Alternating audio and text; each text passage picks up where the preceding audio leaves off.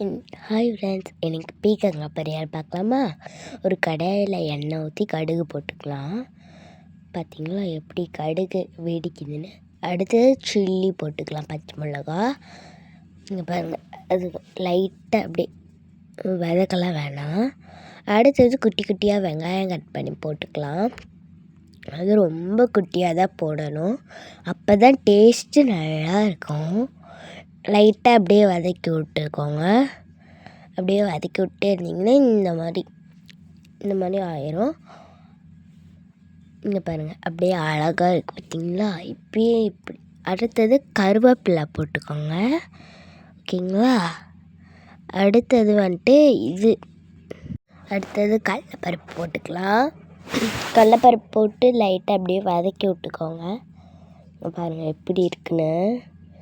அந்த சுண்டலுக்கெலாம் போட்டால் எப்படி இருக்கும் அதே மாதிரி இருக்கும் பார்த்திங்களா? அடுத்தது பீக்கங்காய் குட்டி குட்டியாக கட் பண்ணிக்கோங்க.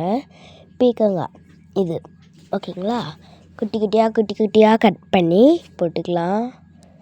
அடுத்தது அப்படியே வதக்கி விட்டுக்கோங்க. லைட்டாக அப்படியே வதக்கி விட்டுட்டு தண்ணி ஊற்றாதீங்க, அதுவாக அப்படியே வந்துடும். தண்ணி ஒரு கிளாஸ் ஊற்றலாம். தண்ணி ஒரு கிளாஸ் ஊற்றிக்கோங்க. இந்த மாதிரி தான் இருக்கும்.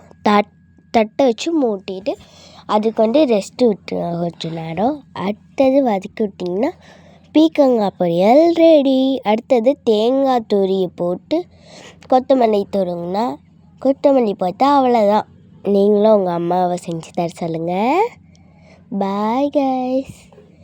யுவன் அன்பு சேனலை